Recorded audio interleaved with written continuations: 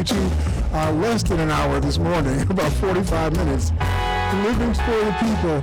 Welcome to our broadcast, focused on providing insight into events shaping our national and regional world and the facts behind those events and policies that are shaping our world for today and for tomorrow.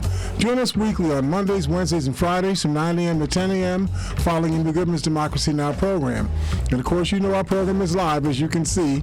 Our number here again is 716 510. Help me out.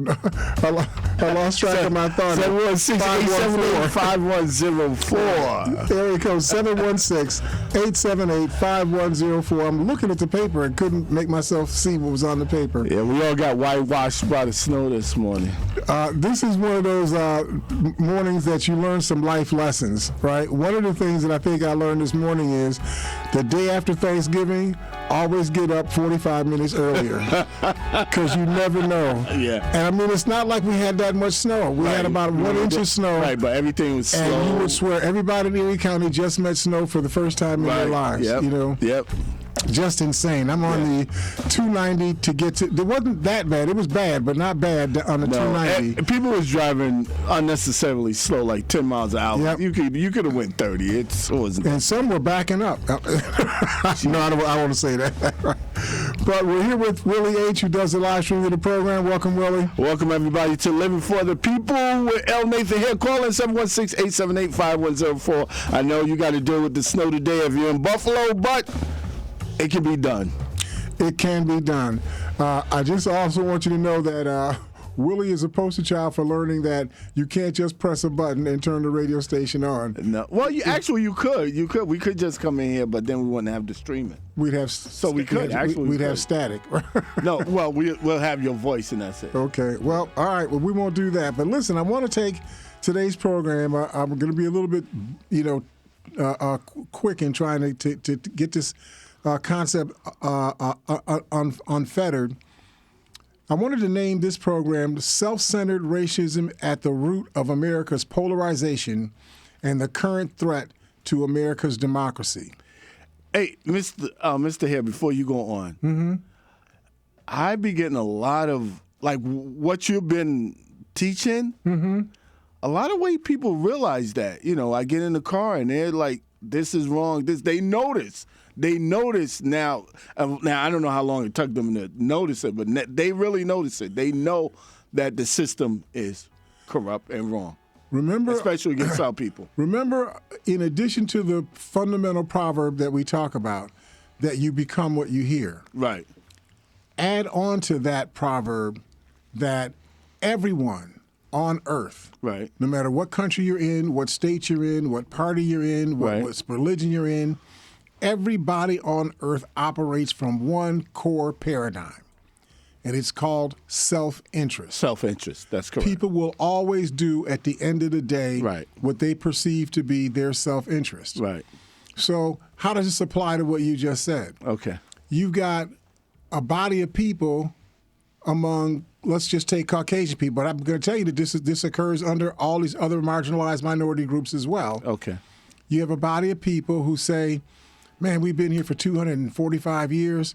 You know, it's brown, it's yellow, it's red, it's black, you know, it's white, it's poor, it's middle class, it's rich. Right. It's a big country. There's a lot of room in the country. There's a lot of food. You know, if we discipline ourselves, we won't get poisoned by the food. If we discipline ourselves, our water won't poison us. Right. You have a lot of people that are thinking like that and saying, well, here's where the game is. This is a multicultural democracy. If we take some of our resources that we earn and put it back into the pool and use it to be able to make things a little bit better for those that are on the bottom end of the pool, it just makes a bigger pie. It makes a bigger pool. And every year we find up with more to eat rather than less to eat. Right. Okay. This is a good deal. Right. Self-interest makes you think like that. Okay. You start doing things to promote that multicultural democracy because you see it in your self-interest. Right. You think, even if you're not the number one guy, in the show, you're still going to be among the number one guys eating out of the show, right? Because the game isn't about who's in charge. The game is about who gets to eat. Right. If I can eat, swim, dress, live in ways that are really good for me, I don't care who's president.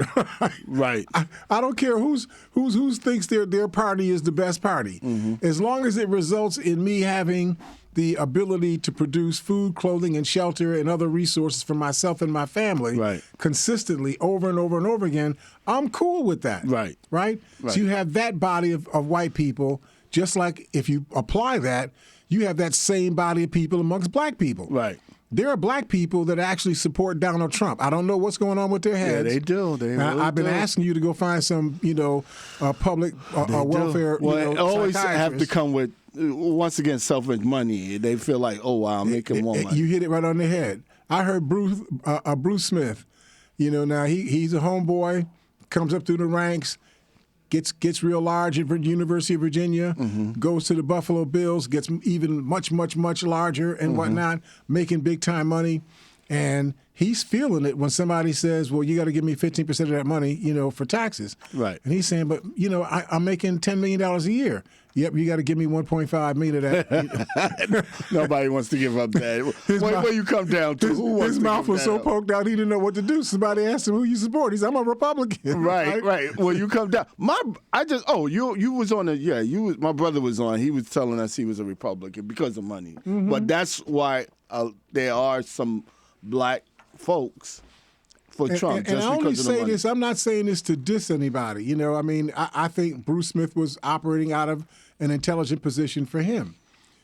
My point is that people make decisions based on what they see is in their self-interest. Right. Okay? Right. And so you have a body of white people, a large body, I think, of white people in this country. I think you do. Right? Who see the multicultural democracy as the way forward. A plus. They see it as a plus. I don't want to mess this up because every single year, when Nate Hare was 20 years old, we had a GDP in this country of something like $4.5 trillion a year.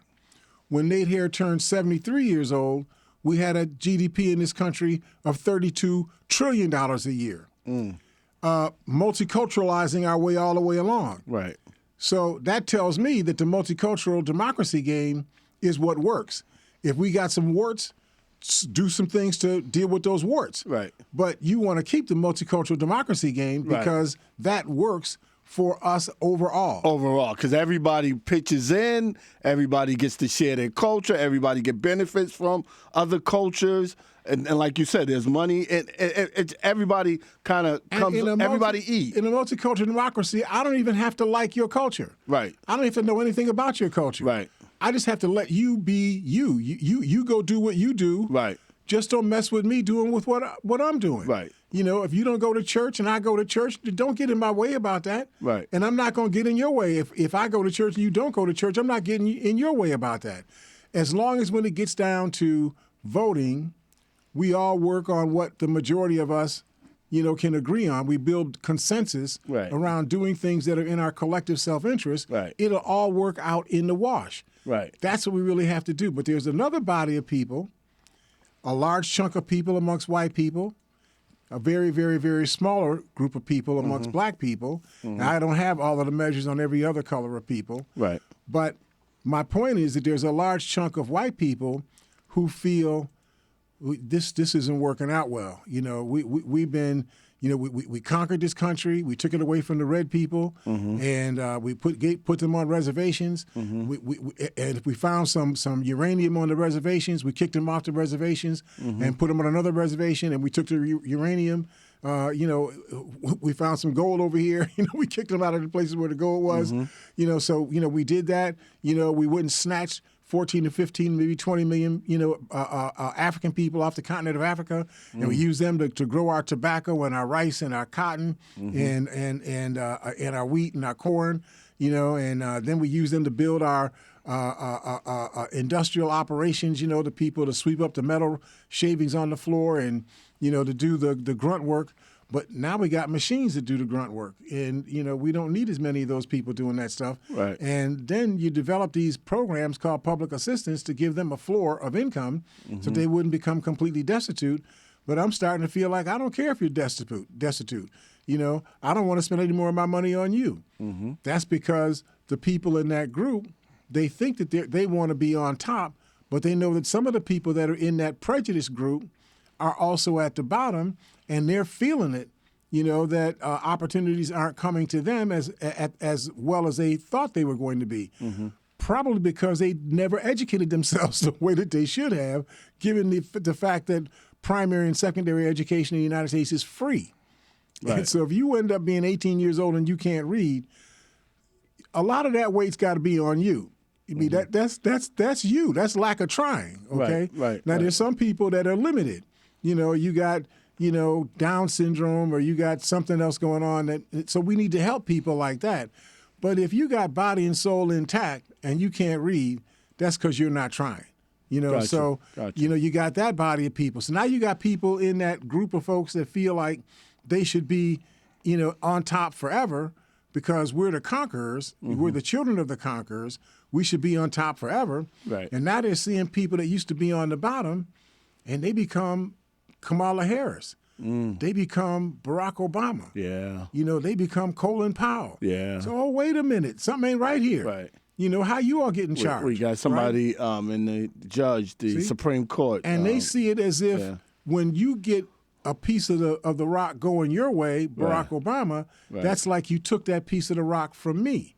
Mm-hmm. And they take that personally. Right. Can you believe that? We got these dark-skinned people in charge. Right. And if we let this go on, in 50 years, there's going to be these dark people all over the place. Right. And there's going to be these Asian people all over the place. Right. And there's going to be these indigenous American people all over the place. Right. And there's going to be these Spanish heritage and Latin heritage people all over the place. And the biggest fear is that they will take control over totally and kind of sweep us to the side. That's the fear. And then I'm not going to have as big a piece of the rock as I've historically had. Right. And I'm not going to be Idi Amin anymore. Right. I'm just going to be I'm going to be a normal citizen and whatnot, right? So you got people that feel like that. Yeah. Well, that's the body of people that Donald Trump appeals to. Right.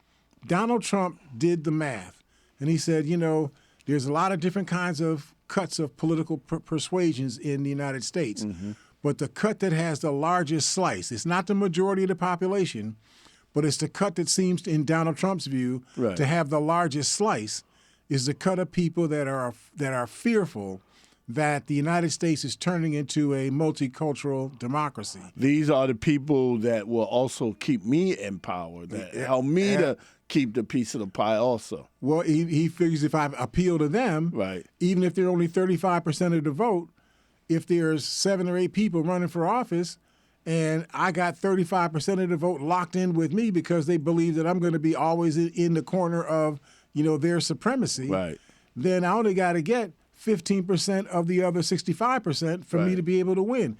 And in America, you ain't even got to do that. In the last 32 years, you've only had one 4-year term, one presidential year, in which the Republican Party won the majority of the votes. In all the other presidential years over the last 32 years, the Republican Party lost the popular vote and still had their candidates. When it was a Republican running for that won the presidency, that Republican who won the presidency won with a minority of the votes. Donald Trump, for example, won in 2016. He lost the popular vote by 3 million votes, but he won the presidency. Right. So, they don't even have to have the majority, that I just described. Right. You can just manipulate the way to get to the Electoral College to win the Electoral College votes, and you could still become president even with a minority of the popular vote. Right. So my point in saying all of this is if we're going to find our way forward out of the morass that has been created since the Tea Party people reacted to Barack Obama running for president. That's what this Tea Party thing was all about. Like when Obama became president, I remember that. So even before he became president. Oh, okay. When Obama spoke to the Democratic National Convention in, I think it was in 2004, and he got larger. Everybody said, "Wow, he's the Colin Powell. He speaks so well." And so when that emerged, and then you started to see a lot of traction started to occur amongst the progressive liberal people in the country. Right. They woke up. That black guy, he's kind of skinny, but it's got a really pretty wife. You got a pretty wife. He got a good look. Yep. He communicates well. Got young kids, and they look real good, real sharp and whatnot. Got his mother-in-law lives with him, and so on. I mean, he's got that Bill Cosby thing going. I'm liking it's the Huxtables. Yeah, the Huxtables, right? Exactly. We're going to have the Huxtables in the White House. And whatnot, right? Those are decent people. And there are lots of people, and not just white people, a whole lot of black people. Right. Boy, we can have the Huxtables in the White House. Yeah, this would be great. Yeah. I remember Africa went crazy too when. Absolutely, right. And so when that occurred, the people I talked about, who are the ones that feel like they're the sons and daughters of the conquerors, and they're afraid that they're going to lose their status, as the conquerors of this country, as the ruling party of this or body of people over this country. That body of people said, you see what's going on here? I told you this was going to happen. They were telling us that by 2050, there's going to be a majority-minority population in this country, that white people as a group are going to be less than the 50% of the population in this country. We're under threat. Yeah. This is dangerous. Yeah. If we let this go on, you can't trust them to be the same custodians of democracy as Thomas Jefferson, the slave owner. I know.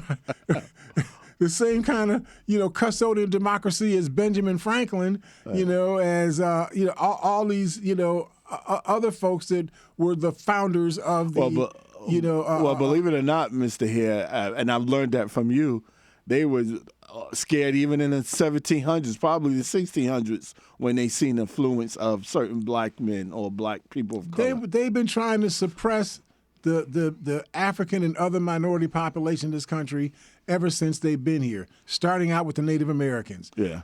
We conquered you, and we're not even going to admit you as regular citizens of our country. Wow. But their Constitution doesn't say that. Their Constitution says, for the purposes of representation, it shall be added to the whole number of people. I think it says people or Americans. The whole number of people, it shall be added. I think it says people, and to I think they refer to them as Indians as a whole number. The whole number of people, Indians. What do you call those people? The indentured servants. Oh, wow. It shall be added to them 3/5 of all other people. So African people were referred to as other people. And their value was 3/5 or 60% of humanity, right? But they didn't say that about Native Americans. They were counted as, whole people. They didn't say that about, indentured servants. They were counted as whole people. They didn't say that about regular Americans. They were counted as whole people and whatnot, right? So they've been suppressing the African population from the beginning. But they have, by practice, suppressed the indigenous American population. They took the kids and put them in boarding schools and said that you have to stop being Native American. You have to turn into us, talk like us, dress like us, comb your hair like us, put the same kind of clothing on and cosmetics on, and be us. You got to become us. Us, wow. Right? And think about all of the damage that has done to the indigenous American communities. And remember, there are so many different forms of indigenous American communities. The people that live in Alaska are not the same people that lived in Wisconsin. They're not the same people that lived in the Adirondacks. They're not the same people that live, in Virginia and so on. You needed to have a model of how we govern a society that respected every one of those indigenous groups as being what they are, not what you wanted them to be in terms of just becoming some uniform version of you. And of course, black people can never become white people. Can I make some sense about that? Yeah. Native Americans can marry white people, have kids. Their kids are half Native Americans. They can marry another white person, and the kids those people have, you could not tell that they were Native Americans in the first place. It's probably same with Latins too. Anybody of right. That, well, with black people though, they may have kids that are less black, right? But they're clearly black people. Yeah, they could tell that right away. And when their kids marry a white person, the grandkids, they're less black, but you can tell that they're black or not, right? Yep. And it takes a longer time. Now it doesn't go all the way away. right? Remember, there was a movie called Black Like Me. I forget that was the right name of that movie, but it was about a African woman who was so light-skinned that you couldn't tell that there was any black in her at all. Okay, wow. But she was living in a household where her mother was the nanny in the household. They didn't know that she was the mother over this very light-skinned woman and whatnot, but she knew that was her mother. Right. And she was just trying to do what people do. What do I have to do in order for me to be able to get an advantage in the society that I live in, so I can eat right, I can live right, and so on. So she saw the way forward was for her to become a black person who could pass for white. Right. And her mother was doing everything she could to try to protect her, saying, don't be getting all melancholy about this thing. This is your way forward. This is what you got to do to protect you. Right. So that's the reality that people were forced to live in. My point in giving us this discussion is that the thing that is corroding the American democracy right now is that body of people who feel that they are the sons and daughters of the colonizers, the sons and daughters of the conquerors of the United States, who feel that it is their right, it is their place in America for them to be Idi Amin in control, boss, the class, rulers over everything. Right. That's how they feel. Right. Okay? Now, it doesn't mean that they actually can get it done, but that's how they feel. It's that body of people who are attracted to somebody like Donald Trump. Donald Trump says, well, if you all vote for me, I'll keep you free. Right. And I'll do it at the price of the freedom of other people. I'll make America the way you want it to be. No, the problem, of course, is when Donald Trump says that, what he actually does makes even these same Americans who want to be Idi Amin and want to be in charge forever, it makes them less free, because he's not just taking away the rights of people who are not them. The things he does to take away the rights of African people to vote, to be registered, to buy property, all the things that get marginalized in this country, those things become, they don't write that into the law. They just say, if you live over here, you don't get this break. If you're over here and you don't have these characteristics, you don't get this break. Right. Well, anybody else who lives over there or has those characteristics, they wind up losing those breaks as well. That's correct. Right? Absolutely. So when Absolutely right. The pandemic went down, to give you a classic example, when the pandemic went down, you had all of these people that weren't able to go to work because if you worked as a teacher or you worked in a child care, business and whatnot, who's most likely going to get contaminated by the coronavirus? Teachers. Those people that are involved with little kids. Right. The teachers, the people that work in the daycare industries, the people that work in food businesses, the people that work in travel and tourism, people that are in direct exchange, touching other people all the time. They're the ones who are going to get most affected by the coronavirus. Right. Right?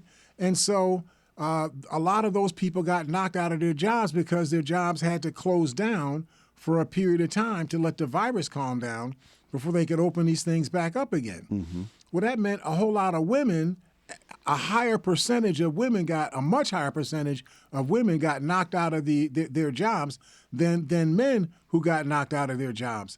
And as a consequence, the Democrats put together a strategy to try to help people who were being affected by economically, that were affected in terms of their jobs and whatnot, to help those people to be able to get propped back up. So they put something together called the PPP, I forget what they call it. It's something protection program. But the idea of the PPP program was to help employers not go broke if they kept their employees' paychecks going, even if the employees couldn't go to work. So what they did is they said, as long as you keep those people on your payroll, I'll give you back that payroll money. So that it's called the payroll protection plan. I'll give you back that money. So you had that population of people. You had a child care program put together, which was something that the country needed from its beginning. We should have always had this child care program. Right. What that does is, as soon as you are a woman who now has a child that needs to be cared for, out of the home so that you can work, we need to have structures in the society that make that possible for you, where the child care services are accessible and the child care services are affordable. And if that means you got to do it collectively with taxes so that, every woman has an opportunity, every family has an opportunity to have their younger kids taken care of in a uniform quality child care program, then that's what you do as a society. Right. Well, that got done. But this year, I think it's September 30th of this year, that money ran out. Oh, wow. And what happened? All these people wind up getting flooded back into the unemployment rolls again because they could not afford to spend $400 a week. If you got 2 kids in child care, you're spending $400 a week, for daycare. Right. How are you going to spend $400? That's over $20,000 a year, for child care. Yeah, $400. You said $400 a week? Right. Think about what is and child care cost. And they only make $200 a week. Yeah. If you're making wow. if you're making $10 an hour, right. and you work 40 hours a week, right. you're making $400 a week. Okay. And that's not even counting the fact that you got withholdings that come out of right. that money. That's what I mean. Right? So it's almost about $200. You may be only making $300 a week. Right. Right. But even if you got 2 kids in child care and they're charging you $200 a week for each of those kids. Then you've used up all of your right. employment money goes to the child care agency. So these people wind up staying at home, not being able to work. It's cheaper, actually. Right. It's beneficial. But the people that are so concerned about, that they want to be the rulers and whatnot, and they don't want to allow, basic, obvious services that should be provided collectively in the country to go forward, they killed that child care program. Right. So now the thing that's crazy about it is you have women who lost their child care because of this, who still align themselves with Donald Trump. Why would you align yourself with somebody who stabs you in the face? Why would you do that? Because people operate on what they think is in their self-interest. Right. And if they think their self-interest is, I'm a part of the people who are the sons and daughters of the colonizers. Right. I'm the sons and daughter of the conquerors of this country. At the end of the day, I'm going to have more opportunities for me if I keep opportunities away from them. Right. That's what's going on here. I'm part of the elite, so I'll be taken care of, and Now, I heard that music and whatnot. Is that because we were, because we're way past the half-hour point? Yeah, we way past. What, do you want to go to break? It's up to you. No, I think we should go ahead and do what so music is drop. Right. So just say what they say. The music begins to play. Everybody. Never mind. It's another story altogether. Right. And so, do you all remember the story of Mr. Smith goes to Washington? Do you remember that story? Was it Jimmy Stewart? Was the guy who was a congressman? I don't think I saw new that. to the game. Well, he goes to Washington and he's just in awe. You know what I mean? It's just like when I first took my daughter to Washington D.C. and I take her down to Capitol Mall and her mouth was just open like a gape. Daddy, what is this place? Right? Because it's like you're in another world. There's not many buildings around. There's these monuments. There's these long, malls. There's a reflecting pool, and so on. There's these cemeteries and so on. And she was just in awe of everything that she saw. Well, you see that. That's one of the sort of iconic stories. Jimmy Stewart goes to Washington, and he sees all of that, and he just stands in awe of the immensity and the magnificence of the United States that he finds himself being a citizen of.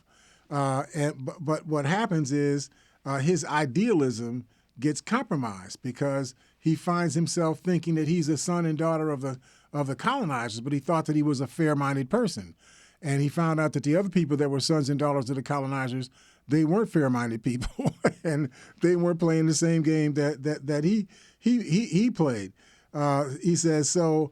The story of this it reminds people of what happened on January 6th when you saw 6,000 people bum rush the Capitol building of the United States. People like me are sitting there with their mouth hanging open. I can't believe it's possible that you could even find 6,000 people in the United States who would just voluntarily bum rush the Capitol building of the United States. Yeah, I was so amazed when I saw it. I'm like, holy smokes. I mean, and I saw it's okay.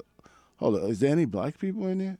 And there were one or two. Yeah, there might have been one or two. But if I was thinking, man, if that was black people, they would have probably shot them before they even. If that touched was the the Black doors. Lives Matters, people, bum rushing the Capitol building, there'd be 6,000 dead Black Lives Matter people. They'd be sweeping them off the steps of the Capitol building. Yeah. And so these people came. They had Confederate flags. They took flags and turned them into spears. If I'm not mistaken, something like 140 or so Capitol Police Force members had to go to the hospital for significant injuries and so on. I mean, this was insane, right? And the idea that there were that many people that felt like that, that they would come at the Capitol. Well, they felt they had like support. They felt like the president, Trump was the president at that time, right? Right. And their president told them, listen, do what you got to do to keep me, to have your privilege, do what you got to do. And it's that body of people that Donald Trump appeals to. But I want you to understand that body of people, they're not the way they're being portrayed in the media, as if these were snaggletooth, don't comb their hair, tattoo wearing, bad breath. Well, maybe some of them was, though. Beer guzzling, pot belly, type people. That's the way they're characterized in the media. Yeah. But that's not true. There's probably more than half of the Republican congressmen in the United States right now who are the same cut of people. Right. Keep in mind, 127 of the 147 Congress people who voted to overturn the election results of November 2020, 127 of them were Republican Congress people. Mm-hmm. They voted to overturn the election of November 3rd of 2020. Right. So clearly, these were not, just some lowbrow, unintelligent, disconnected, underclass kind of people. These are people with PhDs. These are people that are doctors. These are people that are lawyers. These are people that are owners of companies and so on. Marjorie Taylor Greene is an owner of a company. Right. Right? It doesn't change the fact that she seems like she really is not all that smart. She must be cunning, but she doesn't appear to be all that smart. She doesn't know facts, very well. But she's the owner of a business. It's important for, I think, two businesses. So I think it's important for us to understand that this is not a class thing in terms of economic class.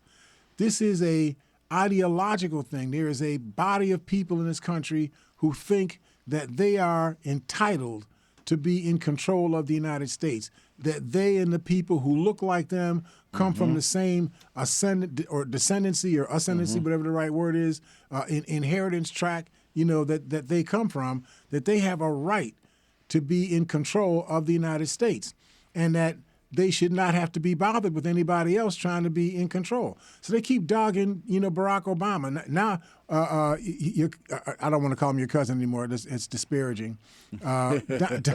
Donald Trump is saying that he wants to, if he's reelected, he's going to do everything in his power to destroy the Affordable Care Act. Now, he tried to do that when he became president in 2016. He claimed that he was going to put something more beautiful, et cetera, in place of the Affordable Care Act. Well, he never destroyed the Affordable Care Act, never ever built even a model of health insurance that you could use to replace the health insurance that the Affordable Care Act provided. And yet he's still talking about destroying the Affordable Care Act. Now, you've got maybe 40 million households in the United States who have health insurance right now because of the Affordable Care Act. Right. They would be devastated if that act was taken away right now. Right. What they should be doing is tinkering with those things that were wrong with the Affordable Care. The Affordable Care Act has warts in it because those same Republican congressmen that we're talking about right now, they did everything in their power to try to damage and put holes in whatever got voted on. Right. So that there are gaps. There are things that should have been in the Affordable Care Act that aren't in there. Well, since the Democrats got in control, they should be replaced. They should be repairing those things. Right. But they don't, because it animates the population of people that Donald Trump, appeals to, and they don't want to get them all riled up. It's really stupid the way this stuff gets done. Mm-hmm. But it's important for us to understand what's going on here, that this is self-centered racism that's at the root of the polarization of the American democracy. And so what they've been doing is stoking these furies of racial resentment, anti-establishment contempt, and warped conspiracy theories that have resulted in what Donald Trump referred to as the American carnage.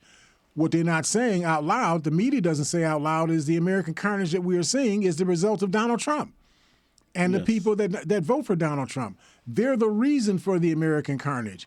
These 3 kids that are college kids, that were shot, up, what was that, in New Hampshire or Maine or someplace, one of the New England states, was shot out, or I think it was Brown University, outside of, that campus, a suburb, from that campus, where that campus is a part of, were shot. Luckily, so far, none of the 3 died. One of them, though, may end up never being able to walk again, right? That stuff is the result of this American carnage being encouraged, being given license by Donald Trump and people like Donald Trump, the Mike Lees of the world, the Marjorie Taylor Greens of the world, the Lauren Boeberts of the world, and so on, the James Comer and so on, and Mike Johnson, the new Speaker of the House. These are the people that are encouraging, giving space for that kind of behavior to go on in this country. The myth of American exceptionalism has seldom felt so hollow as it does today. People look around the world and they say, "You got to be kidding me. You're the exceptional people? Wow. This is the way you behave, and you're the exceptional people? I don't think I want what you guys have. Right. What you guys have isn't something that somebody would desire. It's like you guys got a cold, or you got the flu, right. Or something. I don't want that." Michael Steele, you remember him? He was the former chair of the Republican National Committee, an African guy. He told the Guardian news service, he says, "We stopped paying attention to what was happening around us. We started taking for granted each other, and we weren't listening to the things that were driving people's pain and anguish and frustrations. Our political leadership became absorbed in their own self-interest, in their own re-elections." Now, I get that, but, I'm troubled even by that characterization. People like Michael Steele, they talk about these people that are the animators of this American carnage, this us against them, that we are entitled and they should be below us, that population of people. They talk about their behavior as grievances. A grievance is when somebody does something wrong to you.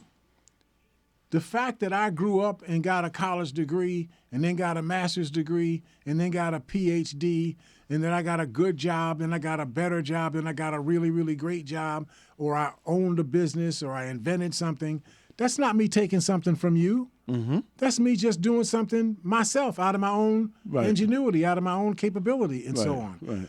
The fact that you would interpret that as a grievance against me, that I got something that you felt you should have gotten, that is what really needs to be challenged, right? And it should be characterized that way. These people are behaving as if you provide services to people in the society so that there's child care available for everybody, that there's primary care services accessible and affordable for everybody, that there's public education that works, that's strong and vibrant for everybody, that there are after-school programs for kids, that they're not on the street between 3 o'clock and 8 o'clock every day, cutting up in the street, that they're in after-school programs and structured activities where there are adult supervisors around them 100% of the time. That's what should be going on. Right. If that's not happening, that's not because that somebody did something to you. It's because you chose to do something to other people. Services that were available that should have been, that had been funded before, I think you got a caller hanging on there. Let's see. Oh, here we go. Right? Yep. You got services that are available to people that have been made available to people that you cut those services off. You marginalize people unnecessarily. You did this on purpose because you didn't want other people to have what you felt you had. Do we have a caller hanging on? We got a caller. All right, let me grab that call real quick. Hi, caller, are you there? Yes, I am here. Hey, how you doing today? Fine, how are you? I'm good to hear your voice, man. The same here. Yes, sir. Minor correction. You got the first letter right, which is a B, but it's not Brown. It was in Burlington, Vermont. There you go. Thank you. I was searching for something. I'm getting old, so. Think Bernie Sanders, and you'll have it straight. Yeah, there you go. That's right. But that aside, I mean, your points as usual are dead on, but I think you really have to examine why the electorate that we're talking about is so disconnected from their politicians. Mm-hmm. And I think there is first of all, there's an overall problem of just people not being, despite college educations, just not really having good critical thinking about whether it's politics or about even science or things in general. This is a really pervasive problem, I think, now. And maybe as I get older, it just looks worse. But it's frightening to think what people's knowledge are various subjects, despite whether they're Democrat or Republican or white or black. Mm-hmm. There are a lot of stupid, educated white people out there. Yep. And I'm sure this goes across all racial boundaries. And I think one of the disconnects is that when the Democrats decided to say we're going to put our fortunes with raising votes by raising education levels and everyone will have a high-tech job, and they sort of abandoned the working class for a number of cycles of elections, I think that really, I think that came with the Clintons pretty much, that backfired on them. Mm-hmm. And I think that resonated very negatively with a lot of working class people, as few as there are now. I mean, other than we call working class, working in the food industry is about what we have for working class. Right, but those heavy industries that you and I grew up around, they're gone. They're effectively gone. And that was the other thing. The Democratic policy was, let's ship that offshore. It's nasty, polluting industry, and we'll be all this sort of high-tech kind of stuff. See, I think you hit something really important there, that the education initiatives that the Clinton-type people in the country began to focus on made it seem like the way forward was you go to grammar school, you go to high school, you go to college, you go to graduate school, and you get a fat job, working in some highfalutin, kind of occupation. Right. When in reality, they should have connected education to the working class. That, we need to be an educated working class people so that we were able to defend our own self-interest and so on, so that you could be proud of yourself working as a plumber or working as a borer or a caster or a lathe operator, that you feel as empowered and what's the word, enamored, I think that's the right word, if you were in one of those kind of occupations as opposed to whether or not you became a doctor, a lawyer, an Indian chief. Yeah, I think that the Democrats became overly enamored with a white collar workforce, and yeah, that's hurt them terribly, and basically having killed off, or not enough working class have died off enough to change that. But even now, if you're even a working white class, white labor, it's not what I'm trying to say, a white collar, they're not in a great shape situation now. Yep. I mean, first of all, even if you get college educated, you're getting a good, high-paying white collar job. Not happening. It's the only flicker of hope has been the uplifting of wages that seem to be putting a lot of money in people's pocket this Christmas season that we're seeing now, and so that there is some economic uplift, but they don't seem to identify that with anything the Democrats did. Right. Unfortunately, and it really is what the Democrats did, because the Democrats put so much money into building up a consumer resources in the hands of consumers, so they could buy stuff. That expanded the economy. Yet all of these people that came back to the workforce all at one time, when the pandemic slowed down, you had like 15, 20 million people come to work within a 6 or 7 month period. And then that meant the unemployment rate fell. You had all of these people that are working, taking jobs that were created by the expanded consumer resource base. And then all of a sudden, the bubble started to bust because when you needed more workers, there were no workers to find. Right. Now, and I think the other, I don't know if I don't think Democrats directly played a role in this, but the new unionization move that's happening, although I think the White House has improved, but maybe some of the labor relations workings because they were not really helping labor for decades.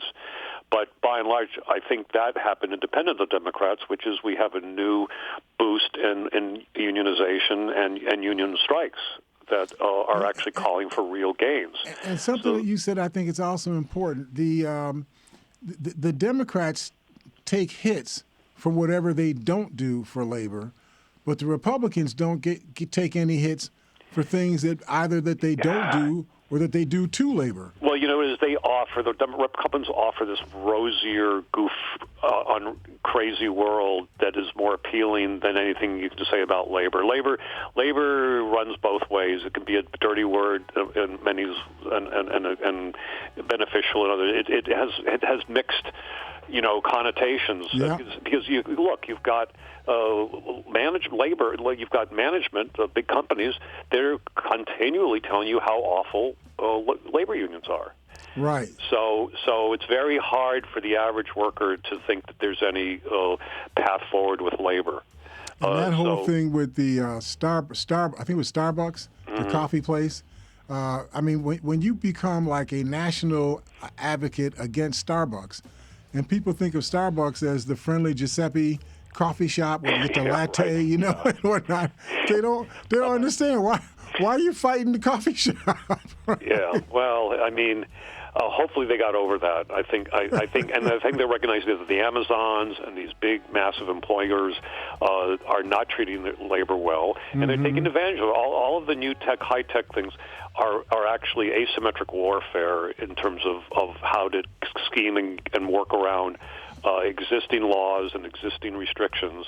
Airbnb, classic case in point, ran complete roughshod on zoning codes and municipalities controlling housing.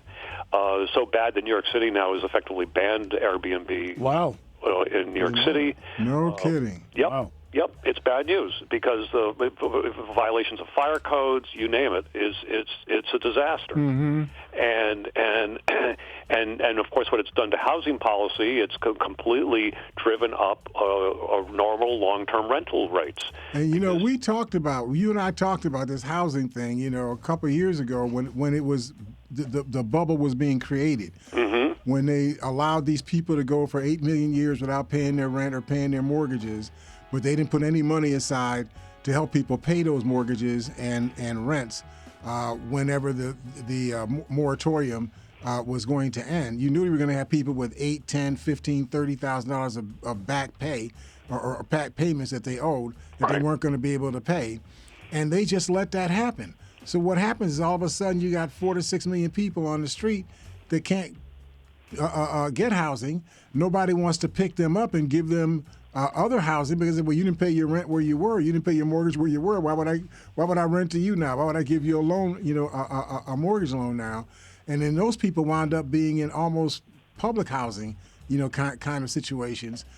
That was a catastrophe that you knew was going to happen. It was predictable. We said it was going to happen. And it happened exactly the way we said it was going to occur, and they did it anyway. So anyway, we need to examine what the Democrats can do better. That's what we need to examine. Thanks a lot. Thank you, brother. Talk to you soon. Bye-bye now. Yep. So I know that we're near the end of our hour, Willie. Or should I let us go? Even though you all held me up with the weather for all that time. Yeah, but we let you break time. We let you talk additional 5 minutes. We got 5 more minutes. Okay. All right. Thank you, man. But listen, we appreciate you all sticking with us and supporting us. We look forward to talking to you all on Friday. Please get up 45 minutes earlier every day because you never know what the weather's going to be like, especially in Buffalo. We'll see you all on Friday here at Living for the People at 91.3 FM, WBNY. See you all then.